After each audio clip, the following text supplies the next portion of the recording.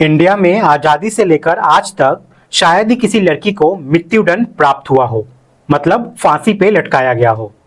मैं ये बात आपको इसलिए बोल रहा हूँ क्योंकि अभी जो मेरठ का एक हादसा आपने देखा होगा, जिसमें एक लड़की है मुस्कान नाम की और उसका एक प्रेमी है जिसका नाम साहिल शुक्ला है। यहाँ मुस्कान ने अपने प्रेमी के साथ मिलकर अपने पति की हत्या कर दी। अब यह मामला बहुत तेजी से जोरों शोरों से है और जो भारत के लोग हैं, साथ ही में जो विदेश के लोग हैं, ये सभी मुस्कान और साहिल के लिए फांसी की मांग कर रहे हैं, वो भी बहुत जोरों शोरों से। लेकिन आप सबको मैं बता दूं कि भारत में पहला ऐसा केस जिसमें लड़की ने प्यार में अंधा होकर अपनी प्रेमी के साथ मिलकर अपने ही घर के 7 लोगों को मार दिया था। यह केस 2008 में उत्तर प्रदेश के अमरोहा जिले की रहने वाली शबनम का है, जिसने अपने प्रेमी सलीम के साथ मिलकर अपने ही परिवार के 7 से 8 लोगों को मौत के घाट उतार दिया था। और इसकी इस जुर्म के वजह से डिस्ट्रिक्ट कोर्ट ने मृत्यु दंड दिया और इसके बाद इलाहाबाद हाई कोर्ट ने भी मृत्यु दंड दिया और उसके बाद सर्वोच्च अदालत ने भी मृत्यु का दंड दिया। इसके बावजूद अभी शबनम की याचिका मर्सी पिटीशन, जिसे दया याचिका कहते हैं, वो अभी राष्ट्रपति के पास लंबित पड़ी हुई है, यानी कि पेंडिंग पड़ी हुई है। और राष्ट्रपति शबनम की माफी याचिका पर अभी विचार कर रहे हैं। अगर राष्ट्रपति ने माफ कर दिया तो वो अलग बात है, अदरवाइज शबनम पूरे भारत की पहली ऐसी महिला होगी जिसको फांसी पे लटकाया जाएगा। आपकी जानकारी के लिए बता दूं कि महिलाओं को फांसी देने की जेल जो है वो एकमात्र जेल उत्तर प्रदेश के मथुरा में है और जो शबनम का मामला है वो उत्तर प्रदेश के अमरोहा जिले का ही है और अभी शबनम शायद मथुरा जेल में ही कैद है।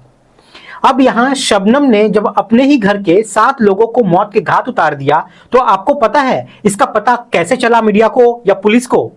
मैं बताता हूँ।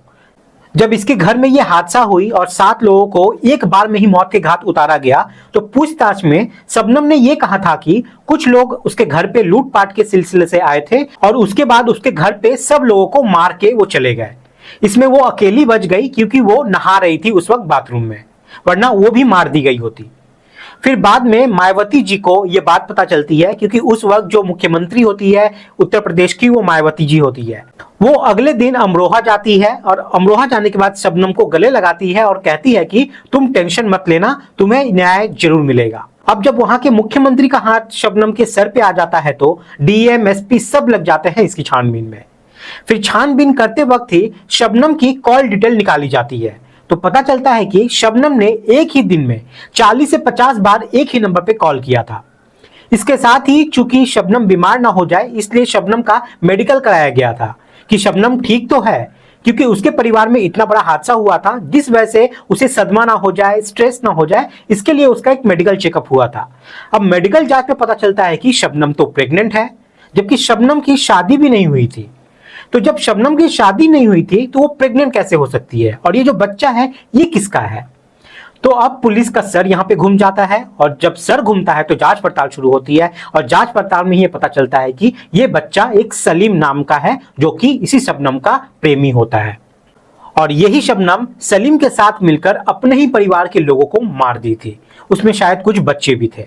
एक ये केस था और एक ऐसा ही केस, दूसरा केस जो कि कुछ महीने पहले मेरठ में हुआ है, जहां पे मुस्कान ने अपने प्रेमी साहिल शुक्ला के साथ मिलकर अपने ही पति सौरभ को मौत के घाट उतार दिया और उसके 13 टुकड़े किए, नीले रंग के ड्रम में सीमेंट से उसको पैक भी कर दिया। अब सामान्यतः इस तरह की जो घटनाएं हैं जो लोगों को सोचने पर मजबूर कर रही है कि आजकल की लड़कियां एक प्यार के हद में जाकर इस कदर कार्रवाई कर लेती है कि वो अपने आने वाले भविष्य के बारे में बिल्कुल भी नहीं सोचती है। आज के समय में ये एक विचारणीय मुद्दा है और हर किसी को इसके बारे में सोचना चाहिए, समझना चाहिए।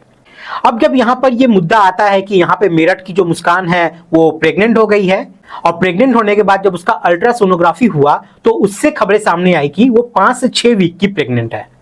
अब सवाल यहाँ पे ये है कि ये बच्चा किसका है, मुस्कान के प्रेमी साहिल का या फिर सौरभ का? ये फिलहाल डीएनए टेस्ट के बाद ही कंफर्म हो पाएगा। अब इस केस में मुस्कान और उसका प्रेमी साहिल को फांसी हो ऐसा हमारा पूरा देश चाहता है। सिर्फ देश ही नहीं, विदेश के भी लोग जो है वो भी चाहते हैं। आखिरकार वो दिन आ गया है, लेकिन ये फांसी की तारीख कब होगी और ये फांसी की डेट और समय क्या है वो आप सबको क्लियर करने से पहले मैं आपको कुछ पक्ष यहाँ पे समझा दे रहा हूँ, जिससे कि आपको सब चीज क्लियर हो सके।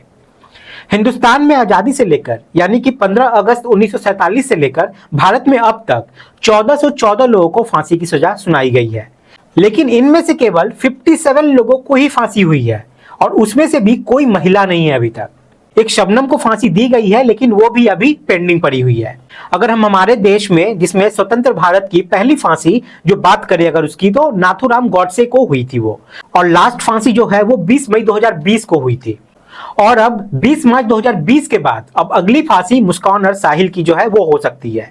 और अब पूरा देश उम्मीद कर रहा है कि मुस्कान को जल्द से जल्द फांसी हो। तो अब मैं आपको ये क्लियर करने जा रहा हूं, पहले बात को अच्छे से समझिए। जो मुस्कान को यहाँ पर फांसी की सजा हो रही है वो डिस्ट्रिक्ट कोर्ट से होगी, यानी कि मेरठ कोर्ट से होगी। उसके बाद भारत में जब फांसी की सजा हो जाती है तो बिना हाई कोर्ट के जजमेंट के ये फांसी नहीं हो सकती। मतलब डिस्ट्रिक्ट कोर्ट ने अगर फांसी की सजा सुना दी तो अब ये मामला हाई कोर्ट तक जाएगा, और हाई कोर्ट जब अप्रूवल नहीं देगा जब तक, तब तक ये फांसी नहीं होगी। यानी कि मुस्कान और साहिल को फांसी सिर्फ डिस्ट्रिक्ट कोर्ट यानी कि मेरठ कोर्ट के आदेश से ही नहीं होगी, उसके बाद इलाहाबाद हाई कोर्ट उस पर परमिशन देगा तब जाकर होगी। और इसके बाद भी मुस्कान और साहिल के पास विकल्प होगा कि वो सर्वोच्च अदालत यानी कि भारत के सुप्रीम कोर्ट में अपील कर सकते हैं। अगर आप सोचिए, डिस्ट्रिक्ट कोर्ट में अभी तारीख पे तारीख चलेगी, फिर मुस्कान उसकी अपील जो है इलाहाबाद हाई कोर्ट में करेगी, फिर वहां भी तारीख पे तारीख चलेगी, फिर उसके बाद सुप्रीम कोर्ट में ये चीज जाएगी, वहां भी तारीख पे तारीख चलेगी। इस तरह से कम अभी भी इस मामले में 10 से 12 साल तो ऐसे ही हो सकते हैं।